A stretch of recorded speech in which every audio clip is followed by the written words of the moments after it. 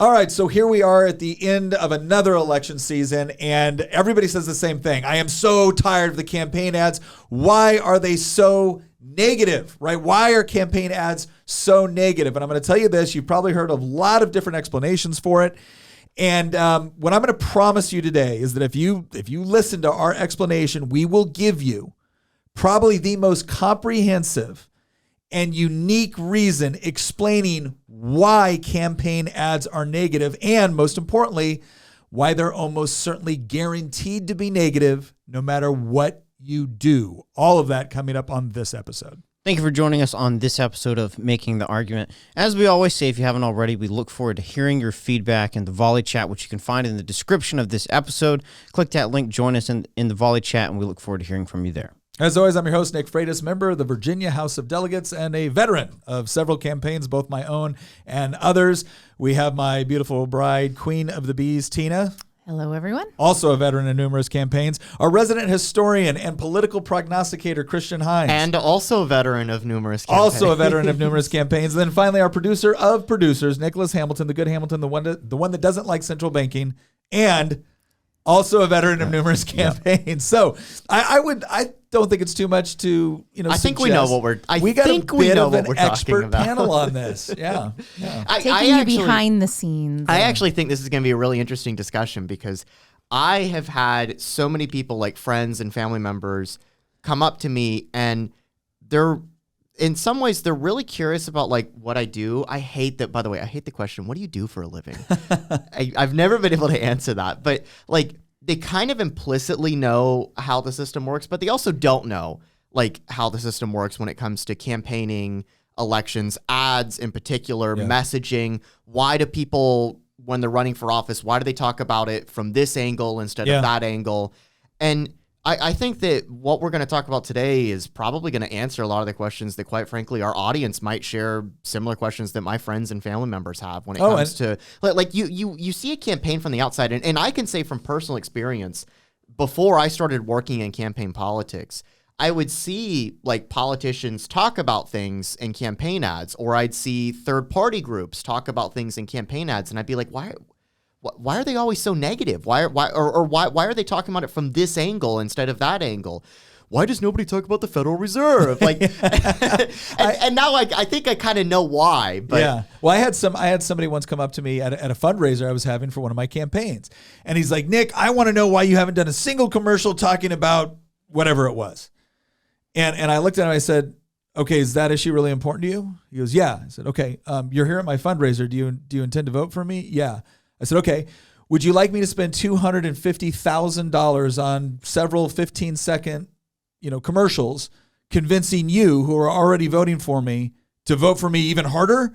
Or would you like me to go after the people that are still considering it? And I was kind of that blunt. I said, I don't mean to be rude, but like, let's talk brass tacks. What do you want? And he goes, okay, okay, that makes sense. Like, yeah, I'm not going to run a bunch of ads that appeal to people that are already going to vote for me. I've got to run ads in order to try to, wake people up to certain issues or ideas based off of what's important to them. Can I just say that I think you actually just in like 10 seconds just encapsulated like one of the biggest issues that I have when I talk to like my own family and friends, because they get upset about certain things, and then I have to keep pointing out the ad you're watching is not for you. Yeah. Just because you're watching the ad doesn't mean you're the target audience of the ad. Yeah. And if the more politically engaged you are, the less likely the odds are that the ad is directed at you. Yeah. Because you have probably already made up your mind, or you're already a partisan Republican, even if you're not paying attention every single waking moment of the campaign cycle. The vote's probably already, the consultants that are running whoever's campaign it is have probably already determined that they can bank on your vote. Mm-hmm. And so you might get upset that you're seeing an ad or that you're not seeing an ad that you want. But to your point, campaign ads are usually directed towards people who haven't yet made up their mind and haven't voted, because if they've already voted, well, then you can't do anything about it. And if they have made up their mind, then why are you wasting hundreds of thousands of dollars talking to them? So if we've come to the conclusion that the money being spent is to target those in the middle who are undecided voters, does negative ads work? Yes, and it's not even close. Like, this is the part that, okay, I had to go to an appointment the other day, somebody in the office that I was doing an appointment with recognized me and said, "Hey, Nick, can I ask you about this election cycle? What do you think is going to happen?"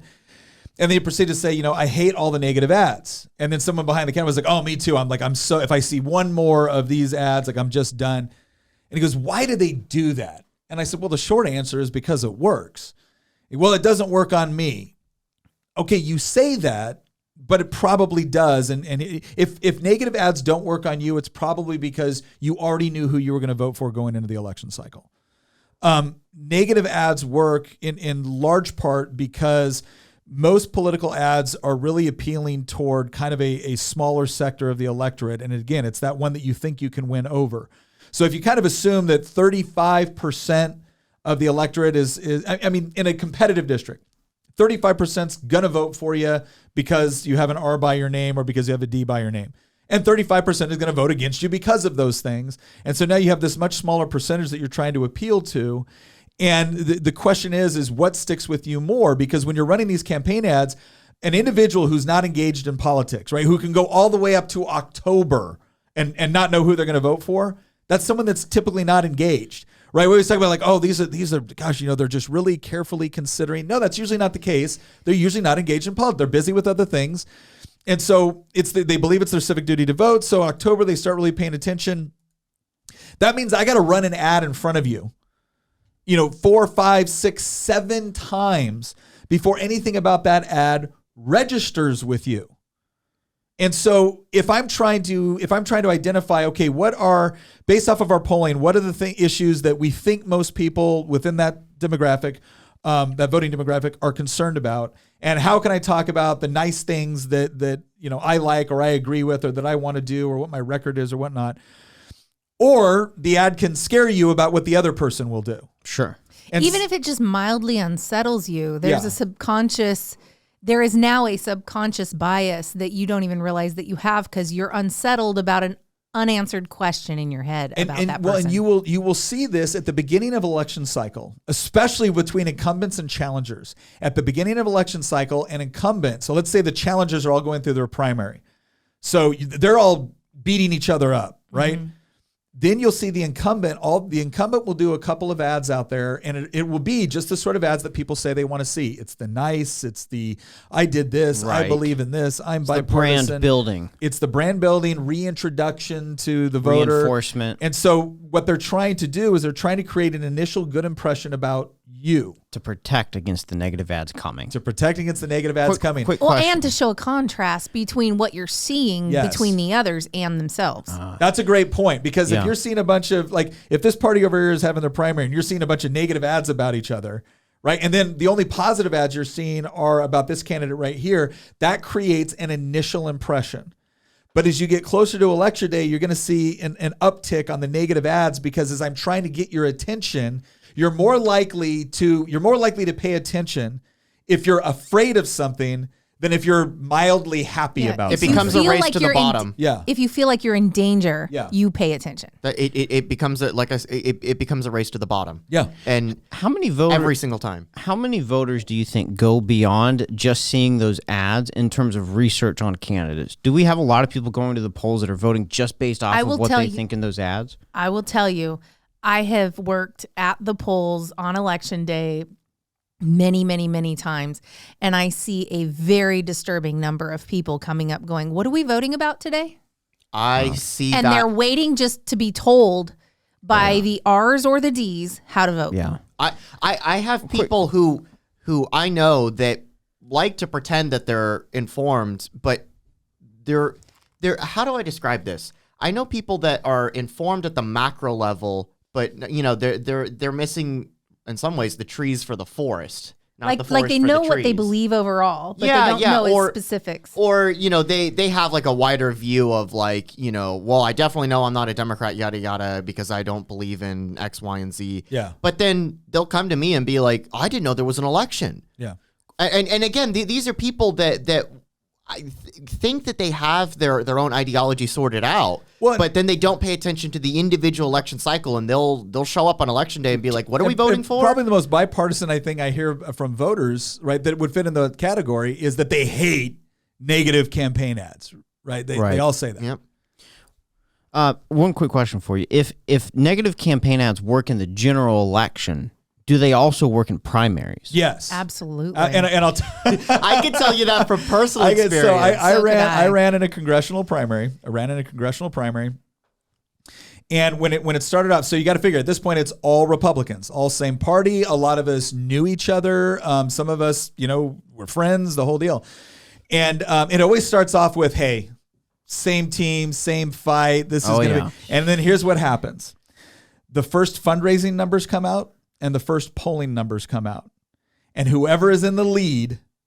Everyone else just starts attacking that guy. Wow. Especially, well, I won't say everybody.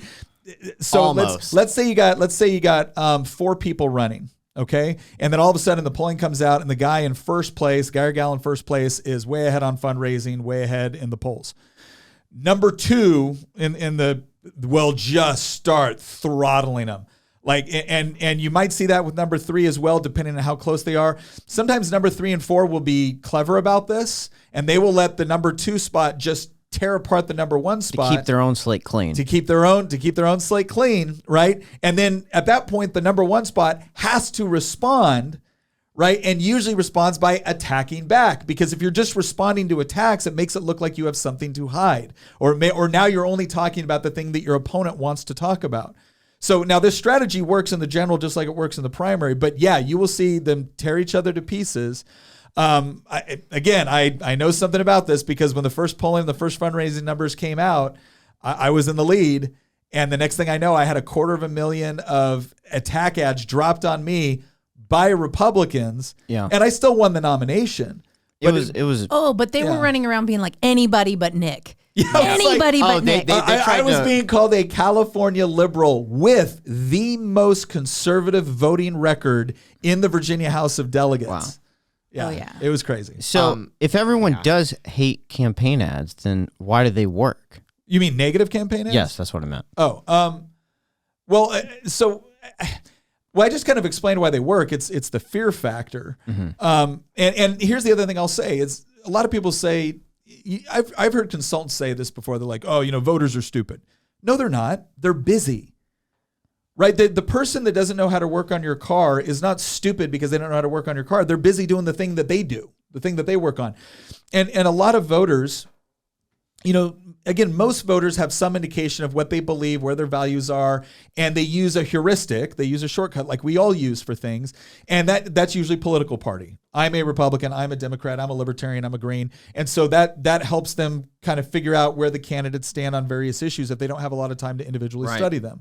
So they're busy, right? And then it goes into the whole idea of, okay, if I'm busy and I'm voting for a candidate and I don't know a ton about him, well, then I'm going off of things like initial impressions. And then what I'm doing is I'm using deductive reasoning. So I'm not looking for 15 reasons to vote for somebody. I'm looking for one reason to vote against somebody. And the moment I have that reason, that simplifies my entire decision-making process, right? I don't have to add up like, oh, well, this guy, this person, this person, this person. It's like, oh, this person believes this, we're done. So if I can, if the candidate can convince you that the other candidate is toxic or bad or just totally unacceptable, well, then you don't have to do all the other things. Right. So it's an efficiency thing, both for the candidate and for the voter. I've got an analogy that could kind of explain this using one of my favorite examples. When you look at the stock market, there's something like 3,000 stocks that are traded on the New York Stock Exchange. And so when you're trying to build out a portfolio for yourself, you obviously want to at least match the S&P 500 or else you're wasting your time. You may as well just throw it into an index fund. So you're looking for stocks that are going to perform, 9 to 10% at least over like a 10-year period. So what are you going to do? Are you going to sort through 3,000 companies and like individually read like the 10Ks for all of them and analyze the insider buying and all that? Like, no, of course you don't have the time to do that. So the way that you end up doing this is what you end up looking for is you can look at a company and say, oh, they have all these positive things, but that's not going to help you like sort through 3,000 companies. So the way that you do it is you look through a company and you find reasons not to invest in them, not reasons to invest in them. Because if you do that, you could find 3,000 reasons to invest in 3,000 companies. But Instead, the way that you look at it is that you have your metrics and you look at a company and if it doesn't match every single one of those, it immediately goes off the list. That's the only way that you can sort through so many. So what that does is in the investing world, that incentivizes you to look for the negatives with a company. Well, the same thing applies within politics, right? The whole reason that negative election ads work is because people don't have the time to sort through, 50 issues that might exist and say, oh, well, I care about this, this, and this, and, these are all positive things. No, instead, they're looking for reasons not to vote for somebody. And for good reason, because as you said, most people who aren't either listening to this podcast or being on this podcast, they just don't have the time to pay attention to that stuff. The same reason that none of us would have the time to sort through 3,000 companies on the New York Stock Exchange. And these things really do make an impact, more so than people think they do. I had an interesting situation when I was running at one point, and my opponent saw that I was gaining on him. And he was somebody that was already in office, very, very well set in, very well funded. But I felt like he needed to be held accountable. So a lot of times your negative advertising coming from somebody who is challenging someone else, the nature of that is that it is a primary challenge is a referendum on someone's record. So what you have to do is let them know where they failed on their record. And so it's necessarily negative. So in that type of negative advertising, I need to expose a voting record here. Yeah. That's different. To me, exposing certain votes that are really, really bad, we need that information. The problem is that my opponent had $600,000 to dump into the last 2 weeks of the election and flooded everybody's mailbox with all these pictures of me saying I was a liar and I was bad and I was an anti-Trumper and all of this stuff, which was insane and not true. Right. And I was going door to door. I was knocking 100 doors a day so that I could talk directly to voters and see what they cared about and introduce myself to them. And I knocked this one door in Waynesboro, and this guy said, if I see your face on one more piece of mail, I'm just going to lose it. You do not have my vote. I'm sick of these negative ads. And I said, he had a fistful of them. And I said, do you mind if I take a look? I said, because I haven't sent you any negative ads. And he's like, look, here's your face. Here's your face. And I'm like, those are all from my opponent. And I said, those aren't my ads. I didn't send those to you. My opponent did. And it didn't matter. He didn't want to hear a word I had to say. He was just sick of seeing my face. Wow. And that was it. And he had a negative feeling about me without ever having talked to me or seen anything from me. And it's not like he didn't have the opportunity. She's standing at his door like, I can answer your questions. Like, I did, and he did not want to talk to me. He was just so angry about the mail he was receiving that had my face on it that he was going to vote for my opponent. Yeah. The negative impression was so cemented in his mind that he did not care to do any more research. No. And it wasn't based on an issue. It was because he had a negative feeling about everything he received and my face was on it. Well, here's what I don't understand, Nick. I watch a lot of YouTube, and so watch a lot of YouTube on my TV, and we all know that the ads are there are more ads when you're watching on a TV than when you compared to mobile. And everything that you see is relatively positive, whether it's an ad for Apple or a car company or a restaurant. But then you get that political ad, and it's just negative as can be. Why is that? Why is there such a difference? So I actually think that question explains why so many people don't buy it when you tell them that negative campaigning and negative campaign ads work, because they're like, that's bullcrap. Like Toyota doesn't do this to like Ford, right? Like Apple doesn't necessarily do this to Microsoft. They talk about how good their product is, not how crappy everyone else is. So why don't politicians and this is essential. This is the insight that honestly I've never seen anyone else explain as they're going through all of these ads. They talk about the utilitarian nature of it. They might even talk a little bit about the psychology of it, but they don't actually talk about the incentive structure in the differences between positive advertising within the marketplace and negative advertising within campaigns. So let me break this out for a second. This is going to take a little bit of explanation, but it's worth it. Dive in. All right. When McDonald's does an ad, right, for their hamburger or their chicken nuggets or whatever it is, here's the environment that they are operating in. They know that you can choose to buy their product or you can choose to buy someone else's product. So they know that right off the bat, you have choice as an individual consumer, right? As an individual consumer, you have choice. 2, they understand that you're going to be making choices on what you eat daily. 3, they understand that there are a ton of options other than them. Yeah. Right?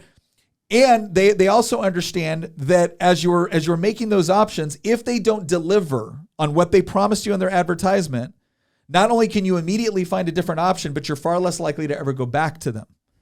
So that's the structure that they're operating in. And so what they're doing is they're competing for your individual purchases over, however much time, and they need to convince you that they're worth it. Like the value proposition that they provide for you is worth it. So that's why, within the private sector, when they're advertising toward you, that's the environment that they're operating in. Just an interesting thought here. If McDonald's were to do negative ads against Wendy's and you went to McDonald's and your experience at McDonald's was poor, you're never going back. Well, let me put it this way. The combination of those two create an environment that you will not frequent very often. It's hostile, and now you're encouraging other companies to kind of gang up on you or attack you. So why do they do it in politics, right? So if we all understand why it kind of works better to do positive advertising in the marketplace, why does it not work to do the same thing in politics? Because the dynamic, the environment is very, very different, right? So for instance, when you vote for a candidate, you're not choosing a candidate based off of individual preferences, right? It's not the totality of their, or not individual policy positions. You're not voting for those individual policy positions. You're voting for one person to be able to have exclusive, monopolistic right to be able to vote on your behalf along with hundreds of other people, right? So it's not your individual choice with respect to the candidate. It's you having to team up with thousands of other voters to try to get the closest you can possibly get to what you want to hold that position. When they hold that position, it's not like you get to go back the next day and say, oh, you know what? I changed my mind. I don't like that. No. They have it for 2, 4, or 6 years. They have monopolistic privileges. Mm-hmm. Secondly, if you look at what you're giving them power to do, you're giving them power to cast votes that carry the force of law. They have coercive power. Right. So this is an entirely different environment with respect to what you're selecting, not to mention the fact that, we're working through a democratic process here, not a democratic process where you get to individually select your preferences, but you have to team up with other people in order to get the best you possibly can. So even if one candidate is theoretically far closer to you in everything that you believe, if you don't think that candidate has a good chance to win, you'll ditch the best choice and go for the one that you think has the best choice to win that's the closest to what you want. So now let's reverse it.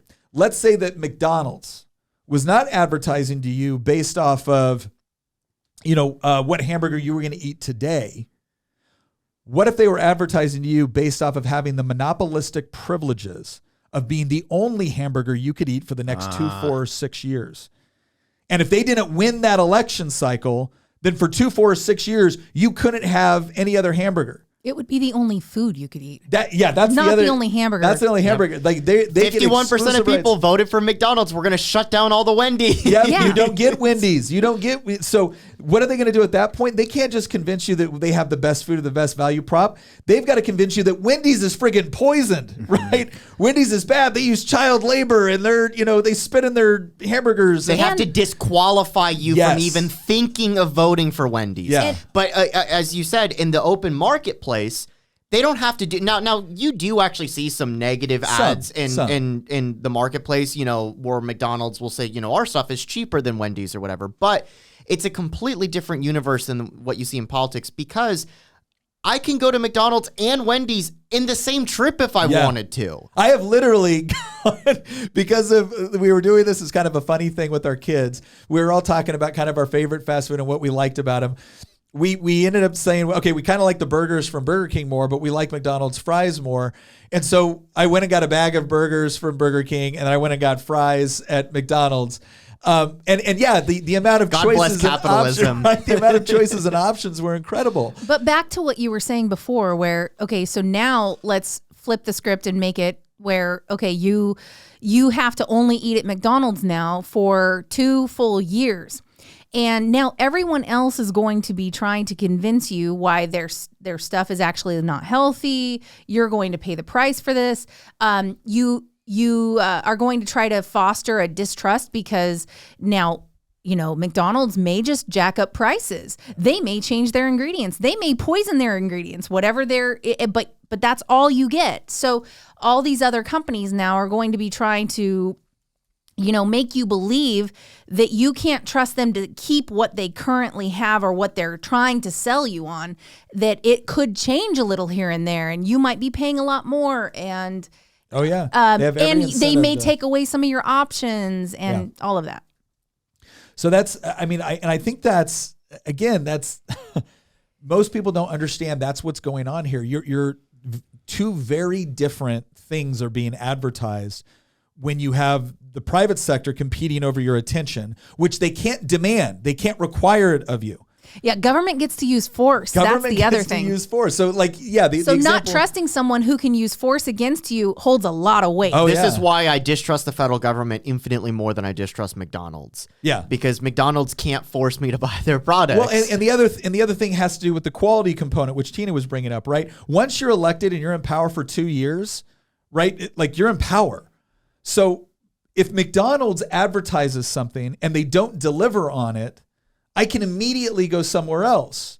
If a politician advertises something and they don't deliver on it, they can always blame somebody else, right? Well, yeah, I voted that way, but nobody else did. Or, it's this evil corporation over here that did this. Or, again, the private sector, they have to make good on their demands because you have options.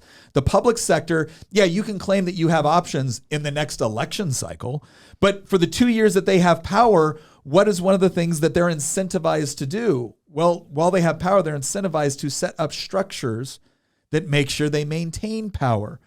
And because they have exclusive ability to do that within that time period, it gives them an incredible advantage against anybody that is then going to come in and challenge them in 2, 4, or 6 years. So what you're saying is over that 2 to 4 to 6 year period, that politician is proactively putting the pieces in place to support their reelection. I'm saying they have Absolutely. I'm saying they have an incentive to. Okay. Yeah. I'm not saying everyone does. There's some, like Thomas Massey goes up there and fights every day to reduce the amount of power that the federal government has. Rand Paul does the same thing. Mike Lee does the same thing. Ben Klein does the same thing. These guys fight to reduce federal power because they believe, on a moral level, that the federal government shouldn't have this much power. They also believe on a personal incentive level that in the long run, that freedom is better for them. But if you're just looking at kind of like raw data, well, if your incentive is to stay in power and you have you have name recognition, you have the power to grant favors, you have the power to, vote in favor of different groups that can provide you more campaign money and stuff like that, you have an incentive to do that. Now, again, some people do the noble thing and they rise above and the whole deal, but never underestimate the power of incentives. And the incentive structure within the government sector and the incentive structure within the private sector is very different precisely because the private sector can't force you and the public sector can. Hey, I wanted to dig just a little bit deeper real quick. I wanted to bring up this notion that, if McDonald's was all that you could have, for a period of time, they could really degrade the quality that they have and their service. They could really degrade that, jack up prices and the whole deal. And then when they know that it's going to be time to start looking at their competition again, they can increase their quality. They can lower their prices. They could even do special offers, special incentives. Exactly. And so then people have I hate to say this, but we have short memories, partly because we're very busy. Yep. And it's easy to forget negative things if it's been a couple of years and it's been good lately. Yeah. And so you get these politicians who will campaign on only what they did this year, and they will game the system a little bit in order to make you think that all these other things were really just a fluke and there's really good reasons for that, but this is really who I am. Yeah. And then they will get various people or organizations that have a lot of credibility that they don't have, and then they will get those people to lend their credibility in the form of endorsements over. And we kind of run into this all the time where it's like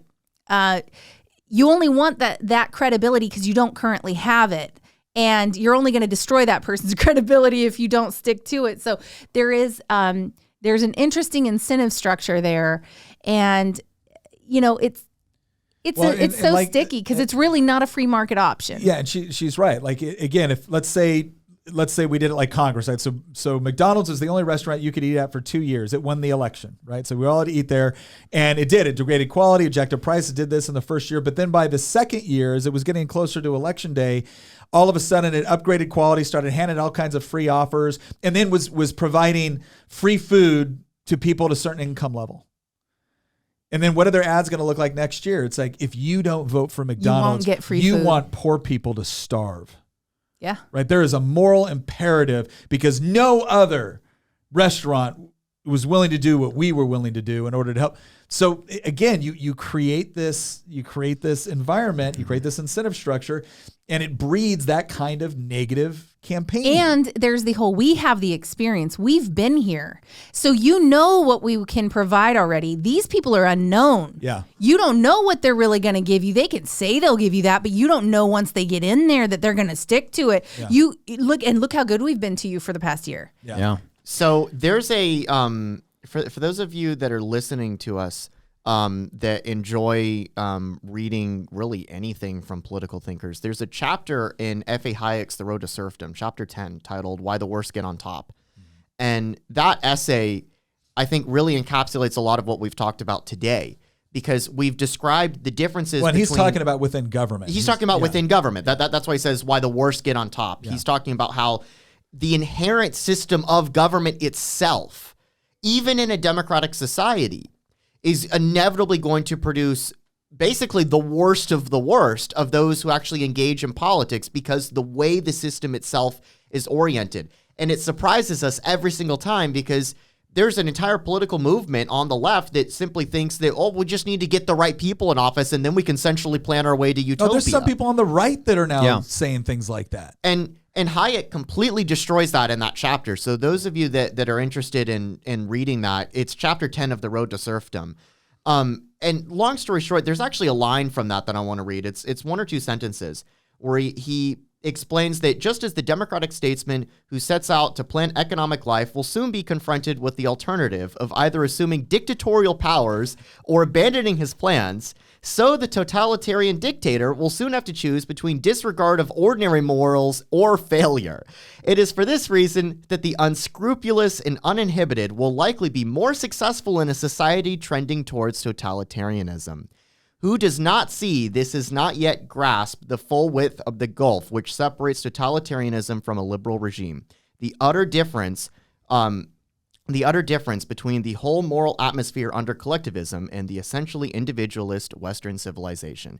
Basically, what Hayek is trying to say here is that the decision-making process and the way through which people achieve political power, even in a democratic system, let alone a democratic system that's trending towards authoritarianism, is inherently going to produce people who will either abandon their plans, right, and basically forsake political power, or to hell or high water, they're going to plow ahead, even if it means recklessly doing things or abandoning things that we would consider to be moral guiding principles, or doing things that are unethical, or doing things that inherently violate the liberty of their constituents.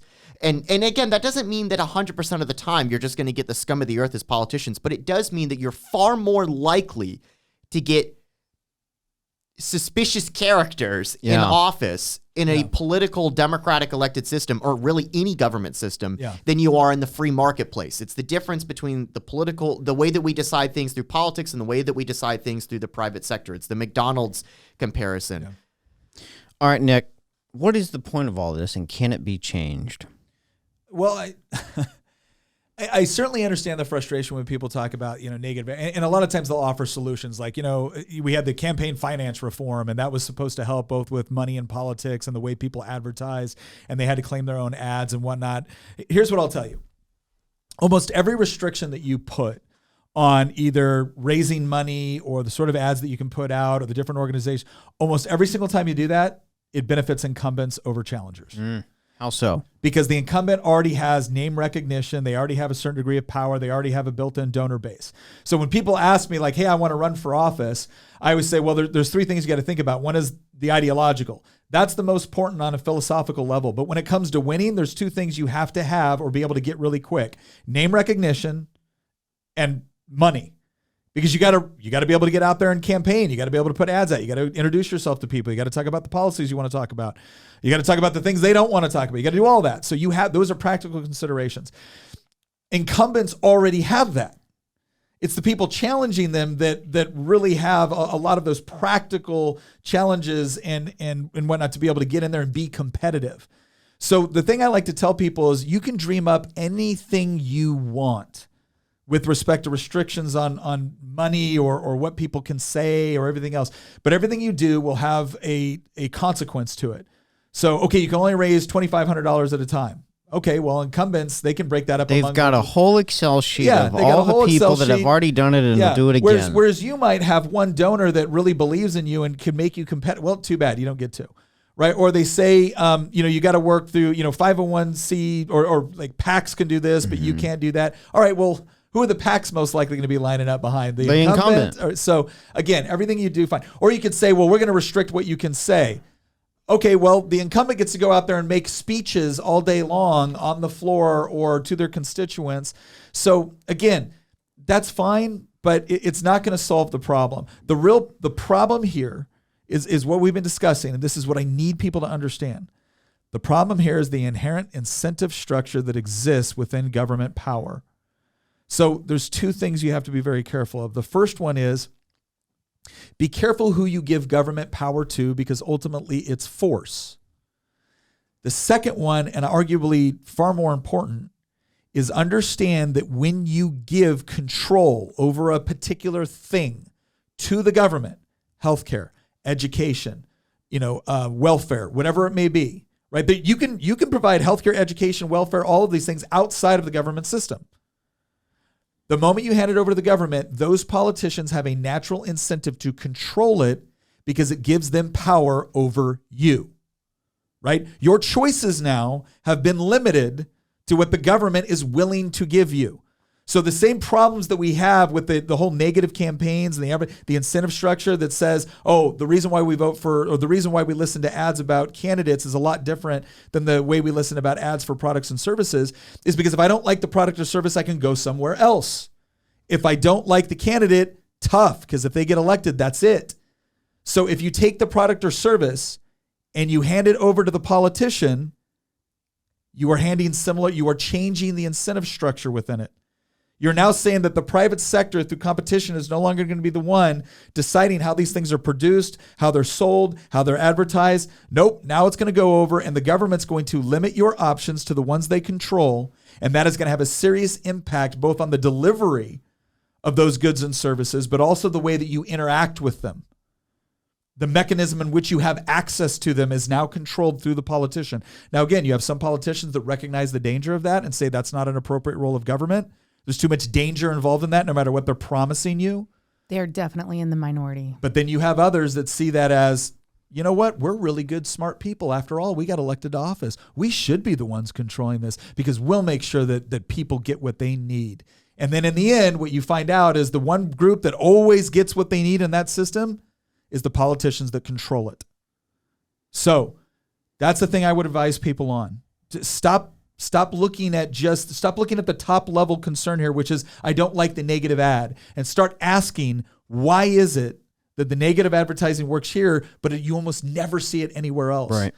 And if you don't like that, why would you want to take the positive incentive structures over here, which are all about appealing to you on a day-to-day basis, knowing that they can't force you to buy their stuff? Why would you want to take these things and put them in the hands of the hands of the control of people that don't have to worry about that, except for maybe every 2 to 4 to 6 years, where as long as they do enough political manipulation within the last 3 weeks of an election, they get to go back. Nick, I got one final question for you. Then, Tina, I have a question for you. Nick, what do you think would need to change to create an environment where negative campaign ads no longer worked? That's my point. You're not going to get there. And, Really? and let me tell you why. We look at what's going on right now, and I said this earlier. We look at what's going on right now, and we think, oh my gosh, this is horrible. It's never been this bad. It's never been this divisive. Go look at what Thomas Jefferson's newspapers were saying about John Adams and what John Adams' newspapers were saying about Thomas Jefferson. Wow. These were two people that started off as friends during the Revolutionary War, died as very, very close friends, but in the middle had one of the most bitter political rivalries of early American history. Because you're fighting over control of an apparatus that gets to use force in order to achieve its end states. So if you want to see less of that, give that apparatus less control over the things that you see throughout your life. Right? Yes, there are legitimate, you can argue, there are legitimate reasons why government exists and legitimate functions of government, but the more power you give them over everything else within our life, things that they were never designed to have, the more bitter do you not only make politics, the more bitter you make those areas of our life, the more bitter you make healthcare, the more bitter you make things like welfare, the more bitter you make things like education, because you've given them to this area over here that has every incentive to control it at the expense of your individual rights and choices. So I don't think you necessarily make campaign ads, friendly all the time, but if you want to reduce the quantity that you see, if you want to reduce maybe the vitriol, then provide us an environment where politicians are controlling things like the defense budget instead of the curriculum that will show up in my kids' elementary school. Yeah. My prediction is that while we see people moving away from platforms like TV or cable TV and more towards social media and YouTube and TikTok and Instagram, that there will be an incentive for campaigns and politicians to do more organic brand building on these platforms. And they'll end up spending less money on negative campaign ads, but use those in strategically alongside of the positive organic brand building content that they do put out on social. And so I think that we could see that change over the next 5-10 years to make the negative ads less relevant potentially.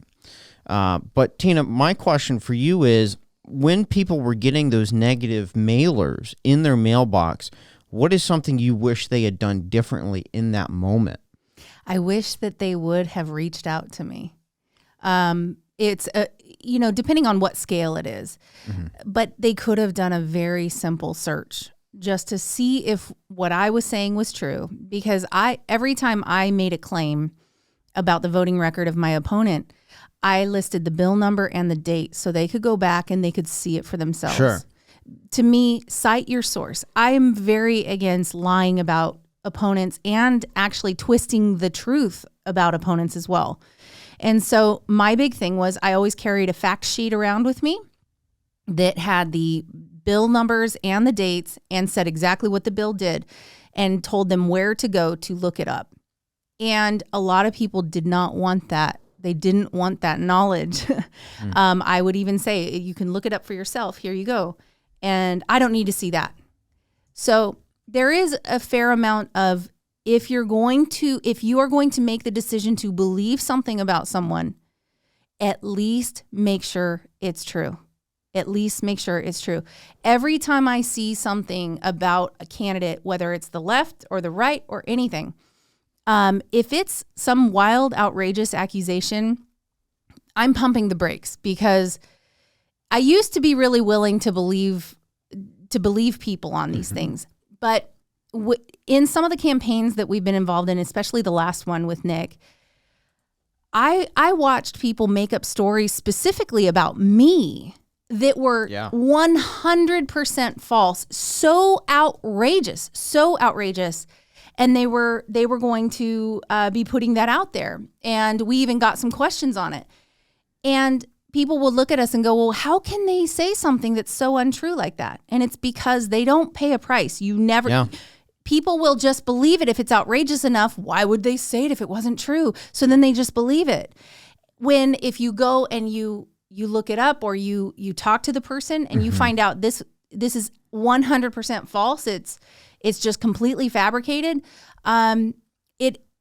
they never end up paying a price for making that up. And they're really good at having a third party do it for them so that it never hits them. It never sticks on them. And so ever since watching that happen to us, where I was just going, when in the world did I do this? I've been married to Nick since I was 20. How is this even possible? And it's not that it's possible. It doesn't even matter. It's just the fact that they could say it and people will just latch onto it and believe it. And so don't be gullible. And the only way not to be gullible is to force people to tell you where they got that information from, and go and find it out for yourself. Do not pass on wild stories that you're not positive are true. Yeah. I think that's why it's so important to demand that the person you're voting for has the ability to speak to the issues at a depth which identifies that they truly do know what they're talking about, whether that be economically or education. I mean, if you were to ask Nick about education or what his opinion is, he can give you 3, 4, 5 different solutions to a problem that we may have that could work. Whereas, another candidate may say, well, I believe that, we shouldn't have CRT in schools and we should pay our teachers more. Very surface level positions that do not identify the root of the problem. But Nick's over here saying, yep, the reason why we have this issue in the public education system is because of an incentive structure that is there, and can speak to that on a different level. Well, yeah, I think the other thing too, from a candidate perspective, and we did this every Tuesday. We did a Facebook Live town hall, and the idea is that if we want people, when they see something negative, if we want to give them an opportunity to be able to ask about that, then there needs to be a mechanism for them to effectively ask it, because they're not all going to sit there and call directly to the campaign. I mean, when you're running for Congress, you're looking at 800,000 constituents, more or less. And so we used to do that, and then we gave priority to people that were asking questions like that. Ones that contain something negative. Yes, it's also worth noting this podcast began. Yeah, that's true. Because this was during COVID. Campaign. It was during the lockdown. I think that's interesting too. Is somebody was asking me, like, if you ever run for office again, you have literally thousands of hours of online content. I think that's a good thing. That's we're going to have you run in a redder district. But people could easily pull and just piece together. Did you guys all see that thing on Elon Musk where it looked like he fired somebody on air, and it was several different podcast episodes spliced together to make it look that way, but it looked legit. And you can do that. People could do that with anything. Or they could take, Nick has said things like, well, when the left says blah, blah, blah, blah, blah, blah, blah, we believe this, and he'll completely give this leftist narrative. They could take off the section that says, well, when the left says this, and here's how to combat it. They could just take that one little section and throw it out there. Well, but here's the other thing, right? And this is something where you should also require this of anybody that's running for office, right? They should be able to give you more than just the cookie cutter level campaign stub speech. Again, it's important to me that none of my I have constituents that don't like me at all. I have constituents that appreciate my voting record. I think I can say this fairly safely. My constituents are not surprised. Right? When I vote a certain way, when I carry a certain bill, when I give a certain speech, but they're not surprised by it, because I spend a lot of time talking about not only what I believe, but why I believe it, what's the mechanics of it. And so that's important. And that is on a person to put that out there. But again, the whole point of all of this is not to say that is not even to say that all negative campaigning is bad. Like Tina pointed out earlier, you are running based off of what you believe and what you plan to implement through government, which essentially means through force.